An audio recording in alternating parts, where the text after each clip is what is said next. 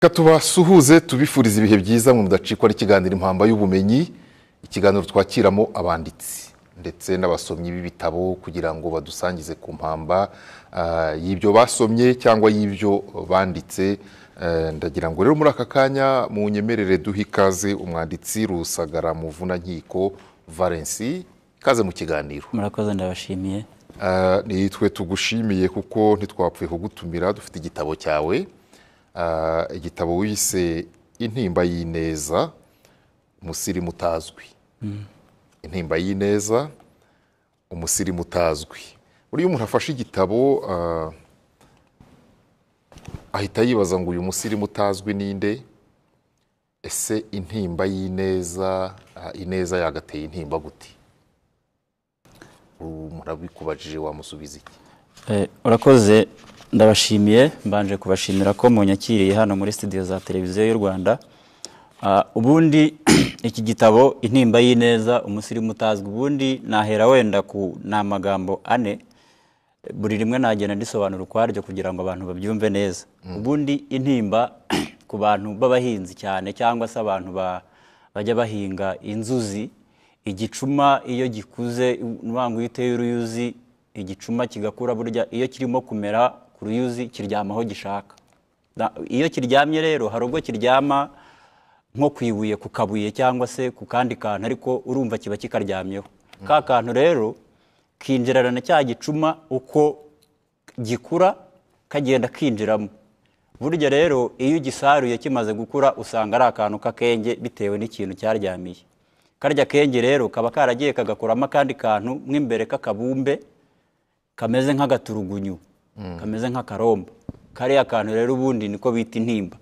Abantu benshi bazi ko intimba ari umubabaro gusa, ariko ubundi kariya impamvu bakita intimba ni uko kigakurana kitakwiye kugakurana, nta nubwo kiba gikwiye gukura ari igicuma cyiza, ariko kiragakurana kikabangamira, nako kakibangamira kikarinda gisaza, ariko ntago kabuza igicuma kuba igicuma. Mu buryo rero nanditse ibi bintu, intimba abantu tumenyereye ko ari umubabaro, ni ka kantu nyine tuba turimo twabayemo katubabaza, ariko tugenda tuzamukana. Impamvu rero nagise Intimba y'Ineza, nvangu ineza, ubundi akenshi iki gitabo kirasa naho kiryamye ku buzima bw'umuntu wabayeho nabi mu minsi ya kera. Iyo umuntu avutse hari ibyo abagomba kuzakora, hari icyo abagomba kuzamarira abasanze, abagirira neza. Ntabwo umuntu avuka ku bw'inabi, ahubwo avuka ku bw'ineza. Iyo neza rero umuntu aba yaragombaga kugira, yaje kugira intimba. Iryamira inabi cyangwa ikurira ku nabi. Yakuriye ku nabi Ukurikije uko igitabo cyanditse. Yes, nuwanga umuntu wagombaga kugira ineza haje mu intimba. Hanyuma noneho umusirimu utazwi ni wa wundi umwana urera, cyangwa se umwana aravuka akarerwa, ariko ntabwo ubuzi icyo azaba cyo mu minsi iri imbere. Kumugirira nabi rero nuwanga umusirimu mu buryo busanzwe tuzi. Umusirimu mu buryo busanzwe tuzi ni umuntu umeze neza mu mutwe, akagira n'uburyo yifata neza ku mubiri. Uwo mwana rero ushobora kumurera nabi, agakura nabi, ntazavemo umuntu muzima bitewe n'ibyo yakuranye. Hari n'ukura akavamo ineza, nubwo yaba yarabayeho nabi, akavamo wa musirimu muzima ugira uburyo yitwara mu buryo muri sosiyete nyarwanda, akaba umuntu muzima. Niwe musirimu utazwi rero, kuko umumenya iyo yamaze kuba umuntu nyine amaze kwitwara neza muri bwa bumuntu yakuranye. Yego, kugitera urutyo ku buryo kugira umuntu azumva icyo washatse kuvuga bimusaba kumusobanurira, wabitewe n'iki? Iki gitabo nyandika ntago nabayeho mu buzima mu by'ukuri nishimiye. N'ubu ngubu nicara ngatekereza abana ubuzima nabayemo si bwiza nkiri umwana nyuma ya jenoside, nubwo nari ndi kumwe n'abantu, ariko mu by'ukuri ntabwo ubuzima nabayemo icyo gihe bwigeze bumbera bwiza. Uko nagendaga nkura n'imihate n'imiruho yo muri icyo gihe, nakuze numva mfite umuhate wo kuzagira ikintu byibura nsiga muri uru Rwanda, nk'ubutumwa mpa abanyarwanda bazavuka cyangwa se bari gukura muri iki gihe bari mu kigero nk'icyanjye. Nandika igitabo ngihera ku mateka yanjye, ariko impamvu nagihereye ku mateka yanjye ni uko maze gukura naganiriye n'abantu nsanga hari abantu benshi babayeho nk'uko nabayeho, dusangiye amateka, ndavuga nti reka nandike iki gitabo. Ibyo ari byose si twe tubayeho gutya twenyine, hari n'abandi bazabaho gutya, cyangwa se abateganyaga kubaho nk'uko, cyangwa se kubabeshaho nk'uko, bazagira uburyo bitwara bitewe n'ibyo basomye muri iki gitabo, ku buryo bazagira ibyo birinda. Niyo mpamvu navuga nanditse iki gitabo nkacyita Intimba y'Ineza, umusirimu utazwi. Intimba y'Ineza, umusirimu utazwi. Hari amagambo make nshaka gusoma wanditse muri iki gitabo. Hari aho uvuga ku rupapuro rwa 55 uravuga ngo nari narabitswemo ubwoba ku buryo icyo nategekwaga cyose nagombaga kugikora kandi ntagishije umutima inama. Uwo ni wowe? Yego. Ubwo wenda ntanagiye kure nakubaza ngo ubu bwoba noneho bwagushizemo? Urakoze. Ubundi muri kiriya gihe hari ukuntu urumva twakuze turi imfubyi, nta babyeyi twari dufite. Ubuzima rero twakuriyemo twagombaga kwemera buri kimwe tubwirwa n'aho tuba kugira ngo tubone aho kurambika umusaya. Nuwango icyo yakubwiraga rero ukuyobora, ukurera, mbese ugufite mu nshingano, nuwango ikintu cyose yakubwiraga yabaga akubwiye nyine kandi wagomba kugikora. Nta bintu byo kuvuga ngo sinjyayo hanyuma se nutajyayo urarara hehe. Nuwango icyo gihe nagombaga kubikora ntawe ngishije inama, kubera ko nagombaga kugisha inama nuwo nyine kandi niwe wabaga ntegetse. Ubwo rero nagombaga kugikora. Icyo gihe rero byari iby'icyo gihe, ku buryo uyu munsi navuga ngo ubwoba bwarashize, kubera ko uyu munsi njya nibeshejeho, ibyo njya ndabyigurira, uburyo mbayeho ibyinshi ndabyijerera, n'uwo ngishije inama mba namubonye aho ngaho mvuga ntuyu ni umubyeyi, ni inshuti, ni umuvandimwe yangira inama. Uyu munsi navuga ngo ubwoba bwarashize. Yego. Umuntu ashatse yavuga ngo Imana ishimwe cyane. Ku rupapuro rwa 68 Bwana Valens, waranditse uravuga amatage agoye icyerekezo. Urupapuro rwa 68 amatage agoye icyerekezo, hadusomere. Masome? Yego. Hano munsi y'ititire? Yego rwose. Kuwa mbere tariki ya 28 Kanama 2006 nzindutse kare mu museso, nafashe urugendo rurerure rutangira icyerekezo. Rutagira icyerekezo, ariko ngenda nizeye ko ahari wenda ari yo mahoro yanjye. Nari impunze ibingora bikantesha umutwe ndetse bikankomeretsa ubutitsa imbere n'inyuma. Urugendo rurerure rwafashe amasaha 12, nagarutse mu rugo i Ruyumba, aho nari nararuhiye imyaka myinshi y'ubuzima bw'ibanze. Komeza.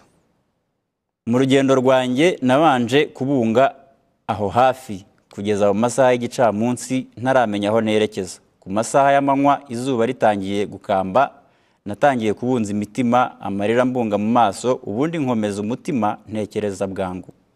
Icyerekezo cyanjye cyabaye guta ishuri burundu. Nari imaze imyaka myinshi ndwana naryo kandi nkanarinda cyane, nkanarikunda cyane. Ariko icyo gihe byabaye ngombwa ko ntandukana n'icyo nakundaga, ngahindura ubuzima kubera umutima ukomeretse, ariko wifuza kwivura igikomere gikomeye wakomerekejwe n'ukomeye, kubyo ararikiye bitazahoraho. Nigaga mu mwaka wa 2 w'amashuri yisumbuye, mu mezi 2 gusa nagombaga gusoza umwaka kuko byari mu byo niteguye. Niko akomeza. Nimutekereze mwe kuri iki kiganiro, afashe urugendo rwo guhunga umubabaro. Harya umubabaro ubundi wahungishwa amaguru, ariko yarabikoze. Urwo rugendo ruzarangire guti? Ubu ngubu dukurikiye yumvise usomye iyo mirongo aravuga ati noneho se RTV yatumiye umuntu wataye ishuri. Ngaho tunyuriremo, ngiye naragisomye ndakirangiza, ari kubwira abadukurikiye. Ubundi aha hantu amatage agoye icyerekezo, rubango aha narindi mu ishuri niga mu mwaka wa 2, ariko kubera ubuzima nari mbaye mu icyo gihe bari mu mashuri abiri mbese mbese- hari ishuri risanzwe n'ishuri ry'imibereho n'ishuri ry'imibereho. Ubwo rero kubera ko ahantu nigaga hari hafi y'iwacu ariko ntago nari mfite, urumva ntago nari mpabaye neza. waratsinze Yego. leta ikohereza mu kigo, abagufatira ibyemezo bagushyira mu kindi kiri hafi ku nyungu zabo. Yes. Hanyuma mu gitabo urabivuga, ugeze aho wumva ntibishoboka, kuri iriya tariki ufata urugendo. Mfata urugendo. wari ugiye he? Numvaga rwose mpunze icyitwa imihangayiko y'aho hantu narindi.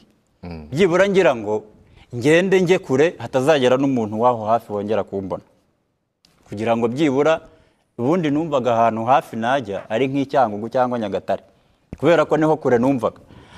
Ariko urumva ni ibitekerezo by'umwana, ariko buriya iyo biza kuguma hariya kuri ruriya rwego, iyo ntaza kugera imbere gato ngo ngire ibintu bingarura mu bumuntu cyangwa se bingarure mu buzima, nari kurenga nkavamo inyeshyamba itagira hirya, cyangwa se nanjye nkaba ndara mu marigara nk'abandi bayabamo.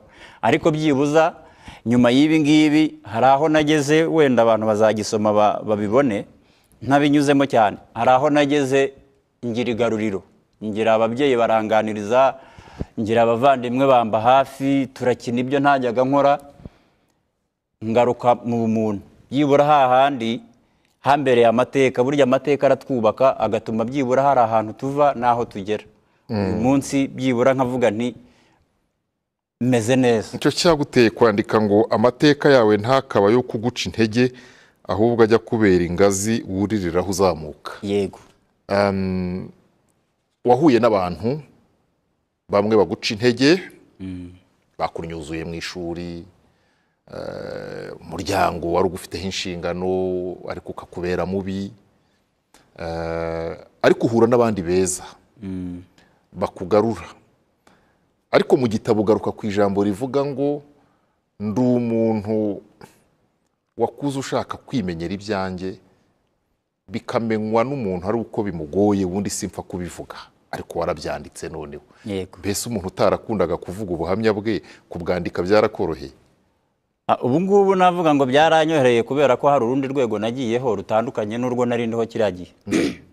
Kurumva uko umuntu akura donc iyo ukura ubayeho nabi ukurana ubusimba muri wowe, ukagenda ukumva nyine nta muntu n'umwe wakwizera bitewe n'ibyo wabonye, nta muntu wakwizera, nta muntu wakugira inama, mbese ukabona muri makeya nawe ukicira urubanza ukavuga uti ibyo ari byose nanjye ndi mubi.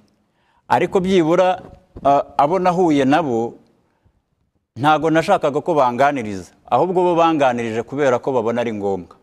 Ntawe nigeze nsaba kunganiriza, ariko babonaga banganiriza bakabona navamwe umuntu. Uyu munsi rero navuga ngo kuvuga amateka biranyorohera, birananyohera, kuko mba numva uwo nyabwira yayumva atayumva. Donc niyo unayumvise ukumva ntushaka kubyumva, iyo ugeze hirya uracenshura ugakuramo duke twawe, ukavuga uti niyo undi muntu yabyumva yavuga ati uyu muntu namwigiraho iki, akagira ikintu gitoya akwigiraho. Niyo mpamvu ntajya ngira ipfunwe ryo kuvuga ubuhamya, kuko bugira abo bukomeza. Hanyuma wandika watekerezaga ndi?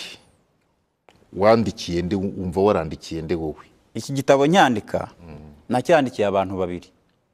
Nacyandikiye umunyarwanda ufite inshingano zo kurera cyangwa uzazigira.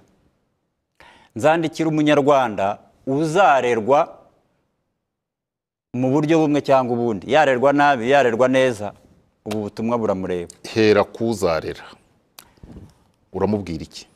Uzarera, ikintu mbwira umuntu uzarera cyangwa n'uburera? Nurera uyu munsi. Nuvuga ngo niba wafashe inshingano ukavuga ngo ngewe ngiye kurera uyu mwana, abo wawe cyangwa se abo wundi, kuko wabyemeye, wimufata nka nabyita ngo iki, wimufata nka wa mwana wundi ubishya inkonda. Kubishya inkonda abantu benshi barabyumva.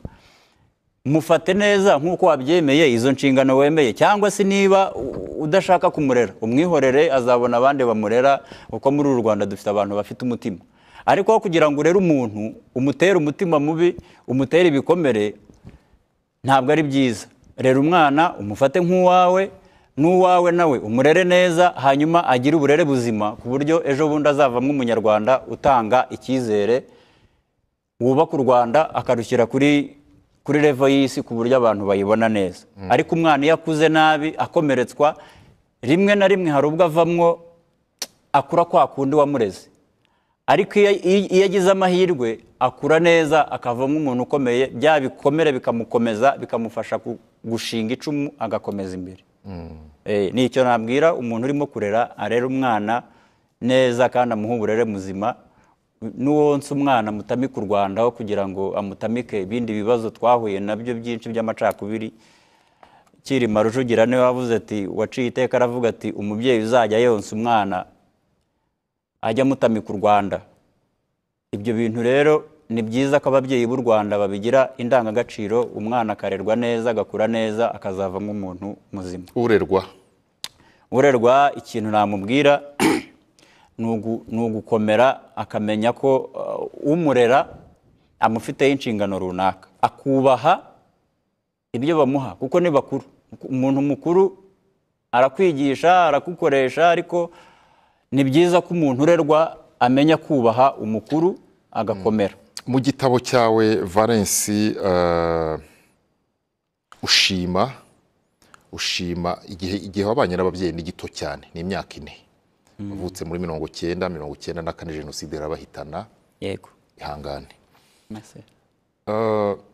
Ariko muri bike wibuka uravuga uti mukuru wanjye yarankubise nari nakosheje, izo nkoni zangiriye umumaro. Sinzi n'undi muntu uvuga waguhannye nabyo uravuga uti nazo zangiriye umumaro. Ni mama. Yego. Ukabishima. Hanyuma ariko hari aho ugera abandi baguhana ukabona ko harimo ububi. Dusobanurira icyo kintu. Uretse ko atari bose, harimo n'abushima baguhannye baguhanura. Yego. Izo nkoni zombi zitandukaniye. Ngo hari inkoni zifite umumaro, hari n'inkoni ziza ari nka reserve cyangwa se ari nk'intwererano. Ngo niba abo navuze bankubise, Garafurere yarankubise, ni Garafurere mukuru, ni imbere ya jenoside. Yarankubise ndabyibuka ko nari mututse yitwaga Narisisi, ndamutuka mwita igisogororo. Yaranzengurukanye tuzenguruka mu rugo ampiga, mushiki wanjye nawe arimo twiruka aje kuntabara. Ngo icyo gihe yaramfasha arandiha, ariko izo nkoni yankubise mu by'ukuri nahise ncika ku kintu cyitwa gutukana. Niyo natukana nashoboraga gutukana ndi ku gasozi, ariko sinashobora kumutinyuka. Ngo icyo gihe yarampannye mbona n'icyo ampaniye. Ariko noneho hari izo nkoni zindi wari uvuze, hari inkoni ziza zikagukubita iyo bibaye kenshi. Iyo bibaye kenshi uba igihazi. Iyo umuntu agukubise uyu munsi ejo akakongeza, ejo bundi akakongeza, noneho bikageraho bikaba ubuzima, urageraho wowe ukaba igihazi. Ukaba igihazi, inkoni bagukubita ukumva wapi. Mbese icyo gihe uba warazakiriye, mbese ukazigira ibiryo bya buri munsi. Izo nkoni ntizishobora kugira icyo zikosora. Wapi. Kandi warazikubiswe. Narazikubiswe izo rwose. Zidakosora. Ndanazakira pepepepe. Ariko nta kintu icyo gihe ni bya bintu navuga ngo ibintu bibi ntabwo bikwiye kutubera bariyeri ituma tujya mu byo twagombye kugeramo. Bikwiye gukomeza umuntu. Ibihe bibi biragukomeza kuruta ibyiza, bikagukomeza. Izo nkono ukazakira, najya numva ngo ku ikosi ngo baragukubita, ngo baragukubita. Ibyo rero aho nari kujya hose nta muntu wari kunkubita ngo zinkange, kubera ko nari maze kuzakira ikosi uko ryamera kose. Nari mfite ubushobozi bwo kurikora kubera ko hari ibyo nari narakiriye. Mu buhamya wanditse mu gitabo warize bikugoye, ariko ugwagwana wisayura urujya imbere. Yego. Urangiza amashuri yisumbuye ujya muri universite, kaminuza y'u Rwanda, uriga, urabivuga mu gitabo. Inzara irakurya urataha. Ariko ngo wabanje no kubetinga ushakisha. Warahanyuze. Yego. Mu kubetinga wabyanditse nk'interuro imwe gusa uritambukira nta gisubizo wabonyemo kuko n'uyu munsi abantu bashakira ubuzima n'amahirwe mu kubetinga. Yego. Kubetinga wagiye ushaka iki? Kubetinga ni amatakira ngoye, hari igihe hari ubwo byampiriye pe, ariko ni amahirwe nyine, ni umukino w'amahirwe, ni amahirwe ataba buri munsi. Ni kwa kundi uba ubona ubuzima bw'i Butare bwari buvunanye, n'ababurimo ubu ngubu wenda barabizi, n'abahize barabizi kundusha, ariko urumva hari igihe cyageraga nsigaranye nk'amafaranga 300 mu mufuka, kandi kubetinga inshuro imwe ari ukubetinga amafaranga 200, nkavuga ati ya 200 n'ubundi ni inyargira ijoro, n'ubundi byose ni kimwe no kuyata n'ukuramuka. Nkafata umwanzuro nkajya muri betingi, nkashyiraho rimwe ngashya, ejo bundi nabona izindi zingahe, nkabona birakunze. Ntabwo ari amahirwe, ni bya bindi byo vango, ni ugushakisha nyine, ni uguhiga. Iyo umuntu ni kwa kundi bakwibigara ugashakira mu ikofi, ntabwo mu by'ukuri uba ugiyeyo kubera ko wizeye ko hari ikizavamo, ariko byibuze uba uvuga uti wenda birashoboka. Rimwe byarampiriye rwose, mbona n'udufaranga dukeya two kwishyura inzu, ariko ntabwo byabaye kenshi, ni rimwe nyine. Ubundi wajyagayo ugashirira neza burundu, ukabona nta kintu ukuramo. Ariko ni ubuzima bufasha umuntu ibintu byinshi, ukamenya uko ubyitwaramo. Utayihinganye ngo ntayikira, uyu munsi iyo nzara warayikize? Uyu munsi navuga ngo ku rwego rwanjye inzara narayikize. Wenda numanga ubuzima bwa muntu buhora bwifuza, hari ahandi henshi nifuza kugera, ariko uyu munsi navuga ngo iyo nzara y'icyo gihe narayikize, kuko uyu munsi ndarya ibyo nakoreye, nkagura umwenda nshaka, hari n'uwo mba nkeneye, ariko nkavuga nti wenda ejo cyangwa ejo bundi nzawugura, kubera ko uyu munsi ngiye kubika utungutu mbike bingaho uyu munsi, ejo nzawigurira. Uyu munsi navuga ngo iyo nzara ntayo ngifite. Aba bantu mu gitabo unashimira, wagiye bamwe uvuga amazina yabo abandi ntiwayavuze, bakugiriye neza, baragufasha ubabaye, bakwitaho, nta mafaranga uvuga baguhaye mu by'ukuri, ariko baguhaye ibitekerezo biragufasha. Hari n'abagiye bakwitaho nyine, urabashimira. Yego. Ni bene wanyu, ni isano ki? Kuko ugaruka no ku isano y'igihugu, ukanavuga uti abantu bite cyane ku bunyarwanda kuruta ku isano y'amaraso. Mu gitabo niko wavuze. Yego. Aba bantu nta sano y'amaraso y'umuryango w'iwacu dufitanye, abenshi barimo aho ngaho. Abarimo bari mu gitabo n'ubundi mu ntangiro nk'abo tuvukana, ariko abo ngabo ubona harimo n'amafoto yabo, nta sano dufitanye. Isano dufitanye idashobora no kuvaho ni y'ubunyarwanda. Umuntu kureba akabona intambuko, akabona ibyo ukora, akavuga ati byibuza uyu mwana afite icyerekezo.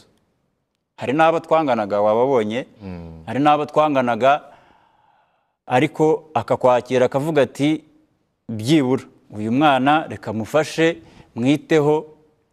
Wenda we ashobora no kutabitekerezaho, kubera ko burya uwakugiriye neza niwe bigira umumaro, ni nawe ubisigarana, ariko we aba yumva yabikoze nk'ibintu bisanzwe cyane ko ari wo mutima basangamo. Urumva abo ngewe nabahaye agaciro, ko ntago abantu benshi bagiye bamfasha, bagiye bamba hafi, bagiye bangira inama, bakampa ibitekerezo, mbese bakamfana muri makeya. Aba bantu ntago nshaka kubibagirwa, nibo babo wagiye ubonamo. Nta sano rwose idasanzwe y'amaraso dufitanye, amaraso dufitanye n'ay'ubunyarwanda. Niyo mpamvu navuze nti abantu dukwiye guha agaciro isano y'ubunyarwanda kuruta uko duha isano y'amaraso agaciro. Wibuka umuryango wawe abatakiriho, hari n'isezerano wahaye Bucura bw'iwanyu, uravuga ngo nimbyara umwana nzamwita izina rya mushiki wanjye wari Bucura utakiriho. Uracyarikomeje ubwo wabyanditse uko biri kose, ariko nanone kiriya gisekuru uhera ku mateka ariko ukagaruka ku gisekuru, ukabaririza data yari ameze ate, mama yarangwaga n'iki, n'abandi. Yego. Ubyandika watekerezaga iki, washakaga gutanga ubuhe butumwa? Impamvu natangiye nshaka amateka y'inkomoko, naricaye muri makeya ngashakisha amateka bikancanga, nkatekereza se Valens ngewe nkomoka he, mbese ku buryo no mu gitaramo cy'abanyarwanda ntakwiye kujyamo, kuko ntago namenya ngo ndi kanaka wa naka wo kwa kanaka wo kwa kanaka ngo ndangize mvuga ngo ndi umushamba. Ntago nashoboraga kubikora, ariko n'ubu ngubu hari ibyo ntabona, kuko kumenya ngo data avuka kwande, ibyo byarangoye. Icyo nagerageje gushakisha, nashakiye ku bantu bake bahari babanye na data, ngo mbabaze se data bite, mwebwe mwari mumuzi, mwamumenye ryari? Nabyo byansabye igihe kirekire, ni ibintu byangoye no kubona ababimbwira byari hatari, ntago ari ibintu byari byoroshye. Ariko nacyanditse mvuga ngo byibura kizafashe umuryango wanjye cyangwa se n'abazankomokaho kumenya byibura dukeya tw'inkomoko, hatazagira uzamvuma ngo ese data ko nta kintu yadukoreye kandi yarize yarabayeho mu mutekano nta kibazo kindi afite, kuki nta kintu yatubwiye. Hari ubwo wenda nshobora kuzabyara nkahita ngenda ntawe umenya ubuzima, ariko byibura uzankomokaho ntazirirwa baririza ngo ese data avuka hehe, ntazamvuma ngo ese kuki nta kintu yasize cy'amateka. Byibura ibyo azakora bindi nawe azashakisha, uzagira ubwo butwari azahera ku byo nakoze hanyuma nawe yongereho. Ariko nanone bitari ku mateka yanjye gusa, ubuzima bw'umunyarwanda nabyo birimo. Ubuzima bw'umunyarwanda ni byiza ko nk'umunyarwanda ukwiye kuba umenya dukeya ku nkomoko. Byibura waganira n'abantu, buri wese avuga iby'iwabo, nawe ukagira dukeya uvuga ku by'iwanyu. Ese uzicara gute nta nkomoko yawe uzi? Njya numva ngo mu nsengero, oya mu murenge, ngo iyo abantu bagiye gusezerana babaza igisekuru. Njye nsaba Imana ko icyo gihe izampa kwihangana, kubera ko nimvuga igisekuru nzagarukiriza kuri data, ntabwo nzaharenga. Sinzi niba wenda sindajya gusezerana ngo ndebe, wenda abo babibajije simbizi, ariko ntabwo mba numva umutima mfite wa data, mba numva ntashaka kumuhimbira, hari ababihimba. Ariko ni byiza ko uha agaciro umuryango wawe, ugaha agaciro inkomoko yawe, ukamenya naho ukomoka. Apana bya bintu by'ubango ngo ngewe ngo ndi umututsi, ngo ndi umutwa, ndi umuhutu. Dufite ubwoko bwa kera kandi bwiza, bwari bufite n'icyo buvuze. Burya ni byiza iyo ubumenye ugira nuko witwara, kuko burya ngo hari ibyo tuziririza. Ni amateka meza y'umuntu aba akwiye kugira icyo amumarira, akamarira n'abazamukomokaho bose. Ni iyo mpamvu nanditse mpereye hariya. Mu gusoza igitabo wandikiye abantu banyuranye, ntabwo ndi buze kuzijyamo, ahubwo nakangurira abakurikiye iki kiganiro kuzishakira iki gitabo bakagisoma. Wanditse amabaruwa, wandikira umusirimu, wandikira abantu banyuranye, ndetse ugira niyo wandikira n'ababyeyi bawe batakiriho, ugira n'amakuru baha, ariko ubabwira uti ndaho ndakomeye, turaho, ikivi tuzacyusa, n'ibindi. Ariko ku rupapuro rw'150 uca umugani, kandi wawuciye ushoje. Uravuga ngo ubwato bugira umutekano iyo buri ku nkombe, ariko si cyo bwaremewe. Ngaho dusobanurira iby'uyu mugani, burya umugani ugana kariho. Yego. Nca uyu mugani narengemeje kubwira umunyarwanda wese urimo gutanga uburere ku mwana runaka. Kwitwa umubyeyi ntago bihagije, no kwitwa umwana ntago bihagije imbere y'umubyeyi, ahubwo inshingano zisabwa uwo mubyeyi cyangwa zisabwa uwo mwana nibwo bwato buri mu mazi. Ariko buri ku nkombe, ubwato buri ku nkombe ni ukwitwa umubyeyi gusa, ukaba uri aho uri umubyeyi ku izina, cyangwa se ukaba uri aho witwa umwana ku izina, ariko nta bikorwa ugira bigaragaza ko uri umwana, cyangwa se ibikorwa ugira bigaragaza ko uri umubyeyi. Niyo mpamvu naciye umugani, nicyo nashakaga kuvuga, kubwira abo bantu. uvuga ngo kwitwa umubyeyi biri aho ngaho, kwitwa umwana biri aho, ariko ni byiza ko n'inshingano z'umwana uzikora nk'umwana mu rugo, inshingano z'umubyeyi ukazikora nk'umubyeyi urimo kuzikorera uwo mwana urera. Niyo mpamvu y'uyu mugani. Ntabwo rero byoroshye, ngira ngo abadukurikiye murabyumvise, ubwato bugira umutekano iyo buri ku nkombe, ariko si cyo bwaremewe. Ati ntibihagije kuvuga ngo narabyaye, ahubwo isi izanakubaza ngo yego nyine nyuma yo kubyara se warareze, ese kuba warabyawe uri umwana ubereye, uri ishema mu muryango wanyu.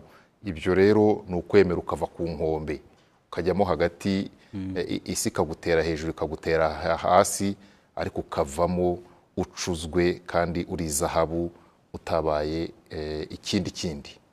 Turagushimiye, wakoze cyane. Reka dushimire namwe abari bakurikiye iki kiganiro, ariko kandi bakunda kutubaza ngo bazakuraho igitabo. Yego, iki gitabo kibarizwa cyane kuri imprimeri yitwa Stylex, ikorera mu mujyi, ariko no ku kigo cy'urubyiruko cya Kamonyi cyahaboneka. Ibirenze ibyo ngibyo umuntu yamvugisha kuri telefone nkakimushyikiriza. Wayibabwira ariko telefone yanjye ni 0785 14 55 20. Niyo telefone yanjye nkoresha, uwagikenera yambwira nkakimushyikiriza. Urakoze cyane. Ni 0785 14 55 20. Yari Impamba y'Ubumenyi. Mugira ibihe byiza.